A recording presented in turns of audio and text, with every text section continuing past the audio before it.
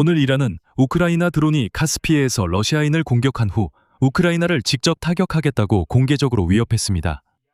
젤렌스키는 이렇게 말했습니다. 블라디미르 푸틴이 러시아에서 동원령을 준비하고 있으며 우크라이나와의 전쟁에 북한 군인들이 파병되기를 기다리고 있다고 밝혔습니다. 블라디미르 푸틴은 카자흐스탄 대통령의 전쟁 종식 촉구를 이용했습니다. 오히려 전쟁을 계속할 정당화로 삼았습니다.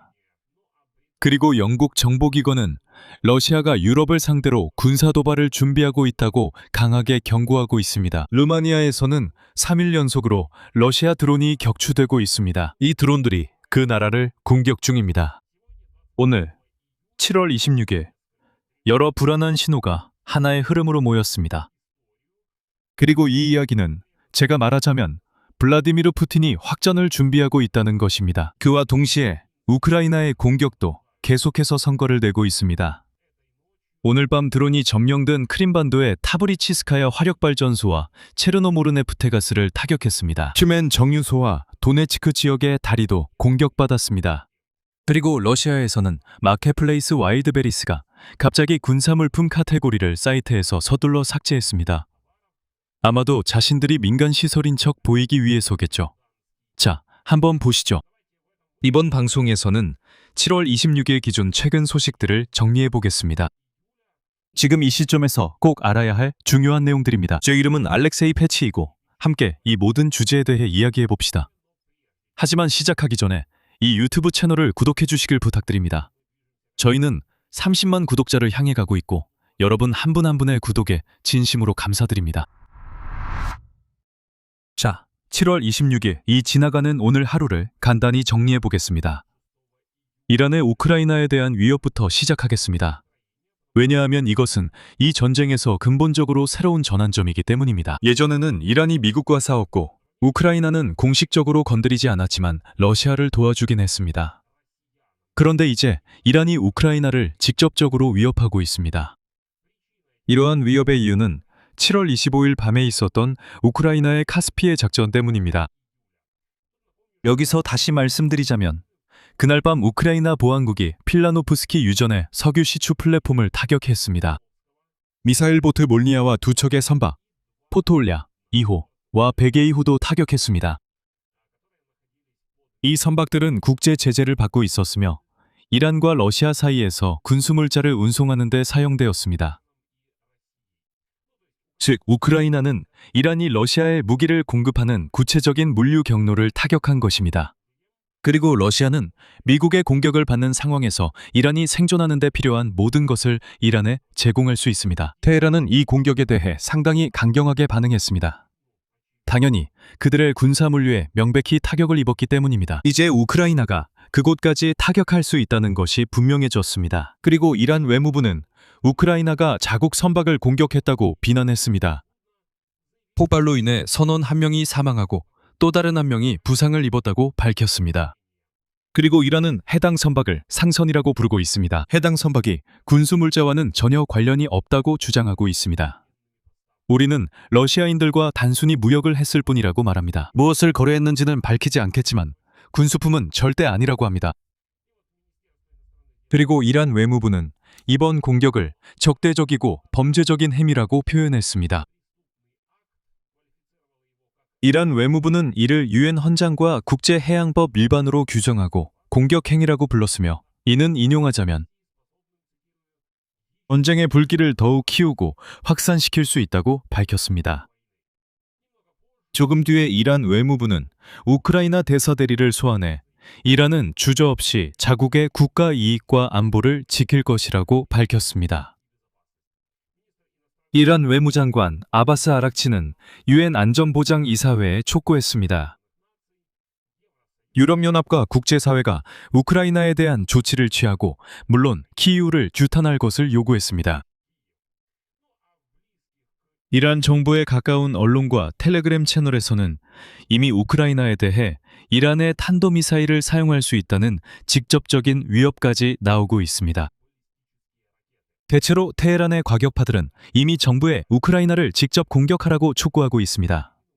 즉, 키이우까지 도달할 수 있는 탄도미사일이 있으니 공격하자는 주장입니다. 하지만 여기서는 냉정한 분석이 중요합니다. 이란은 아마도 실제로 우크라이나를 공격하지는 않을 것입니다. 현재 이란은 미국과 전쟁 중이기 때문입니다. 이란은 지금 그런 상황이 아니고 실제로 공격하기도 쉽지 않을 것입니다. 미사일이 터키를 넘어가야 하기 때문입니다. 터키가 그걸 허락할까요? 아마도 아닐 겁니다. 하지만 공개적으로 위협을 한 사실 자체가 우크라이나가 결국 아픈 곳을 제대로 건드렸다는 것을 인정하는 셈입니다. 또한 이란은 작년에 우크라이나를 미사일로 위협했지만 실제 공격은 하지 않았다는 점을 잊지 마세요. 우크라이나는 지금 모스크바와 테헤란 사이에 군사 협력이 이루어지는 경로를 밝혀내고 그곳을 타격했습니다.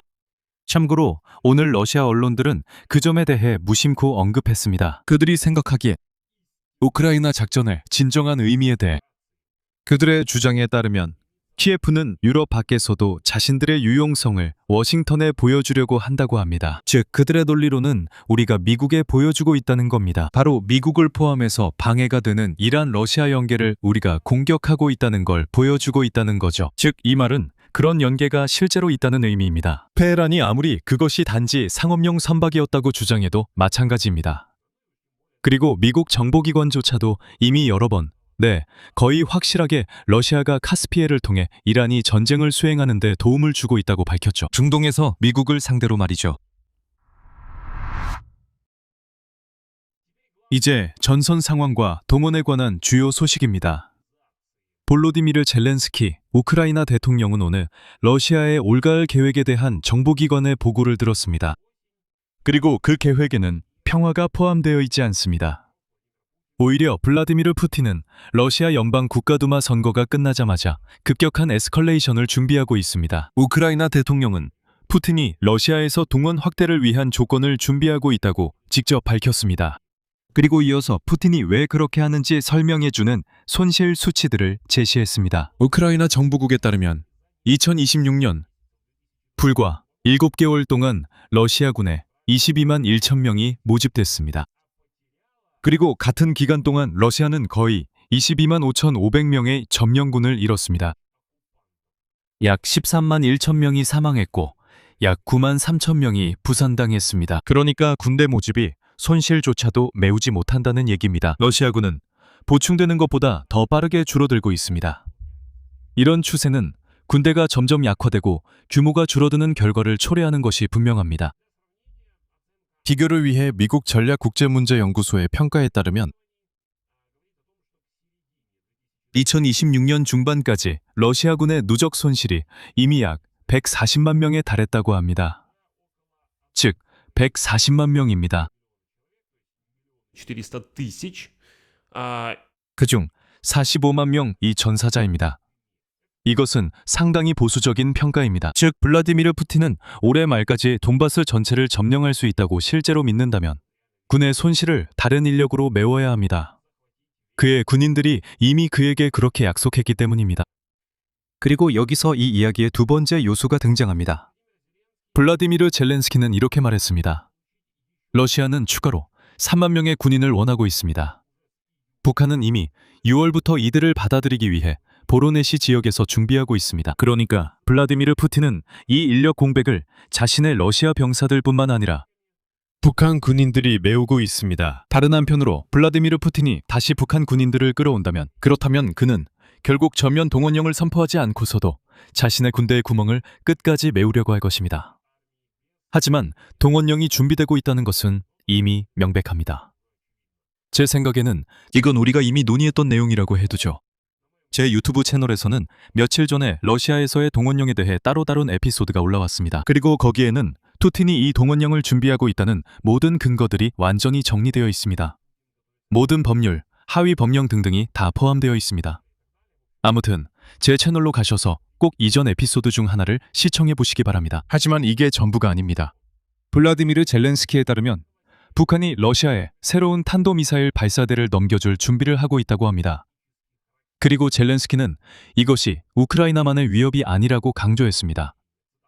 인용하겠습니다. 러시아는 북한이 싸우는 법을 익히도록 돕고 그들의 무기를 개선하며 실제 무기 사용 경험을 제공하고 있습니다. 즉, 병사와 미사일을 제공하는 대가로 평양은 매우 소중한 전투 경험을 얻게 되는 것입니다. 아시아에서 활용 가능한 경험입니다. 다만 일본, 그리고 전반적으로 미국의 어떤 동맹국을 상대로도 활용할 수 있습니다. 블라디미르 젤렌스키는 자신의 생각을 핵심 논제로 정리했습니다. 또 다른 인용문입니다. 우리와 파트너들이 러시아에 충분히 압박을 가할 수 있는 것이 중요합니다. 이 침략을 중단해야 한다는 생각이 지배적이 되도록 말입니다. 추가적인 러시아 동원령이 아니라 평화에 대한 생각이 지배적이 되도록 해야 합니다. 우리의 장거리 작전과 러시아 인프라에 대한 타격이 이를 돕고 있습니다. 여기서 맥락을 다시 상기시켜 드리겠습니다. 앞서 미국 전쟁연구소는 크렘린이 이미 새로운 징집을 위한 법적 기반을 마련하고 있다고 보도했습니다. 특히 7월 22일 러시아 연방 국가두마는 하루 만에 3번의 심의를 거쳐 강도단 활동과 마약 밀수로 유죄 판결을 받은 죄수들을 전선으로 보내는 법안을 즉시 통과시켰습니다. 그리고 러시아 국가방위군은 동원령과 전시 기간에 갑자기 시위에 나설 생각을 하는 러시아인들을 더욱 강하게 탄압할 수 있도록 하위 법령을 준비하고 있습니다. 그리고 우크라이나 정보기관은 가을 동원령 인원이 최소 50만 명이라고 밝혔습니다. 아마도 9월 20일에 있을 국가두마 선거 이후가 될 것입니다. 그리고 여기서 주제의 논리적인 연장선이 있습니다. 이것은 영국 정보기관이 유럽 전체에 내린 경고입니다. 영국 정보기관들은 블라디미르 푸틴이 가까운 몇 달 안에 북대서양 동맹과 직접적인 대립에 나설 수 있다고 보고 있습니다. 이 에스컬레이션의 논리는 이렇습니다. 도널드 트럼프가 이란과의 전쟁에 집중하고 있는 동안 블라디미르 푸틴은 소식통에 따르면 영국 총리 앤디 보넴의 새 정부를 시험해보고 싶어 한다고 합니다. 다음은 데일리 메일이 인용한 영국 정보기관의 정보를 인용하겠습니다. 현재 확고한 확신이 있습니다. 확신이. 블라디미르 푸틴이 앞으로 몇 달 안에 나토와의 직접적인 대립을 준비하고 있다는 것입니다. 정보기관의 평가에 따르면 영국 정부의 교체는 블라디미르 푸틴이 번엠을 시험해보고 구 행정부와 신행정부 사이에 어떤 의견 차이든 이용할 수 있는지 확인하려는 시도를 하도록 자극할 것이라고 합니다. 더 나아가 데일리 메일에 따르면 모스크바는 이미 영국의 자원을 고갈시키려 하고 있습니다. 자국의 석유 탱커 그림자 함대를 라망슈 해협 우회로로 돌리고 있습니다. 그러니까 영국군의 역량이 최대한 분산되도록 하기 위해서입니다. 영국의 신임 국방장관 웨스트리팅은 상당히 강경하게 대응했습니다. 다음은 그의 발언입니다. 러시아는 이 정부와 이 총리가 러시아의 침략에 맞서겠다는 결의에 대해 의심해서는 안 됩니다. 이는 우크라이나뿐만 아니라 영국과 우리의 동맹국들에 대한 어떤 침략에도 해당됩니다. 그리고 여기서도 마찬가지로 여기서도 모든 상황을 냉정하게 바라볼 필요가 있습니다. 러시아는 물론 나토와의 전면전을 추구하지 않을 가능성이 높습니다. 러시아는 그런 전쟁을 감당할 수 없을 것입니다. 하지만 최근 루마니아에 대한 드론 공격과 같은 개별적인 공격들은 북대서양 동맹을 분열시키는 데 이용될 수 있습니다. 이 모든 것에 어떻게 대응해야 할지. 그리고 중요한 것은 나토와의 긴장 고조가 블라디미르 푸틴에게 바로 그 동원령을 위한 정치적 명분이 될 수 있다는 점입니다. 그러니까 모든 것이 서로 연결되어 있다는 말이죠. 블라디미르 푸틴에게 나토에 대한 도발은 그 야만적인 국민들에게 이렇게 말할 구실이 필요하기 때문이기도 합니다. 보세요. 이제 우리는 우크라이나와만 싸우는 게 아니라 우리 주변에는 나토 전체가 있고 그들이 우리를 공격하고 있으니 나는 추가 동원령을 선포한다. 그리고 바로 이 푸틴의 전술을 보여주는 새로운 증거가 있습니다. 루마니아는 전날 연속 사흘째로 F-16 전투기로 두나이 삼각주 상공에 침입한 세 번째 러시아 드론을 격추시켰습니다. 그리고 저는 러시아가 일부러 루마니아 영공에 드론을 보내고 있을 수도 있다고 생각합니다. 나토 국가들의 반응을 시험하기 위해서일 수도 있습니다. 루마니아는 동맹국이며 이미 사흘 연속 러시아 드론을 격추시킨 것은 모스크바가 나토를 떠보고 있다는 것을 보여줍니다. 바로 지금 이 순간에도요. 한편 우크라이나는 야만적인 러시아인들을 계속 공격하고 있습니다. 7월 26일 밤 우크라이나 방위군은 점령된 크림반도와 러시아 후방을 타격했습니다. 점령된 크림반도에서는 드론이 타브리치스카야 화력발전소와 체르노모르네프테가스 시설을 타격했습니다. 우크라이나군 총참모부는 튜멘 정유소가 타격을 받은 것을 확인했습니다. 또한 점령된 도네츠크 지역의 비셀로크 인근 도로교에도 타격이 있었습니다. 이 다리는 러시아군이 군사물류에 사용하고 있습니다. 또한 체르보노포포크카 인근의 드론 창고가 루안스크주의 프루도프카에 있는 러시아군 병력 집결지에도 타격이 있었습니다. 여기서 우크라이나 군대의 체계적인 행동을 설명해주는 별도의 세부사항이 있습니다. 오늘 밤 우크라이나 합참의 발표에 따르면 러시아 드론의 사거리와 조종 품질을 향상시키는 시스템들도 타격을 받았습니다. 러시아가 우크라이나 공격에 쓰는 시스템입니다. 우리는 드론뿐만 아니라 점령지와 러시아 본토 깊숙한 곳까지의 공격을 추적해보면 우리는 드론 조종 인프라도 파괴하고 있습니다. 여기서 흥미로운 점이 있습니다. 러시아 내부의 모든 이런 물류 타격은 꽤 예상치 못한 효과를 가져왔습니다. 이 타격들은 블라디미르 푸틴의 전쟁 경제에 예상보다 더 깊은 타격을 주고 있습니다. 특히 러시아군은 예상치 못하게 일부 장비와 방공 시스템을 전선에서 뒤로 빼기 시작했습니다. 그것도 심지어 단거리 방공 시스템까지도 말이죠. 아마 이 모든 장비를 우크라이나의 공격으로부터 러시아 본토를 방어하는 데 돌리려는 거겠죠. 서방 언론들은 와일드베리스 창고 캠페인이 푸틴 정권을 약화시킬 수 있다고 직접 보도하고 있습니다. 왜냐하면 전쟁이 처음으로 러시아 중산층에게까지 닿았기 때문입니다. 그들은 그동안 전쟁을 직접적으로 느끼지 못했었습니다. 참고로 와일드버릿에 눈여겨볼 대목이 있습니다. 우크라이나 드론의 공격 이후 이미 이 회사에 꽤나 거대한 창고 몇 곳이 불타버린 이후 마켓플레이스는 조용히 자사 웹사이트에서 특별 군사작전용 모든 것이라는 이름의 섹션을 삭제했습니다. 하지만 마켓플레이스는 물론 군사용품 판매를 계속했죠. 다만 이제는 그 물품들을 스포츠 카테고리에 넣어버렸습니다. 예전에는 특별 군사작전용 모든 것이라고 명확하게 적혀 있었어요. 거기에 들어가면 드론도 있고 방탄조끼도 있었죠. 투하 시스템, 광섬유 등 정말 다양한 게 있었죠. 그리고 그 사람들은 전혀 숨기지 않았어요.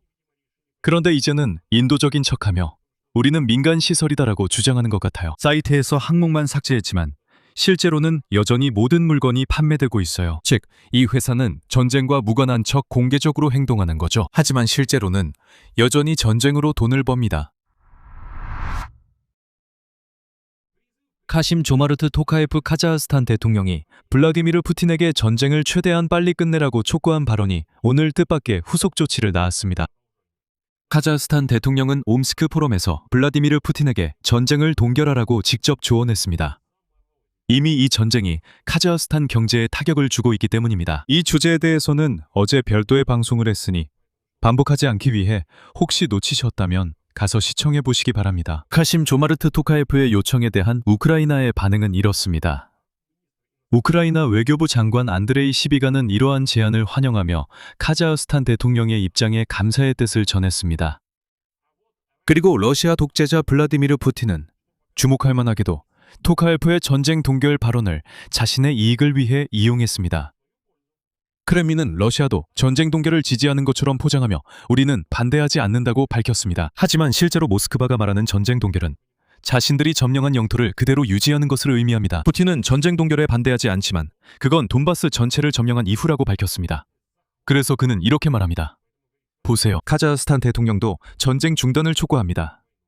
전쟁을 멈추려면 우크라이나인들이 러시아인들에게 돈바스를 모두 넘겨야 한다는 말입니다.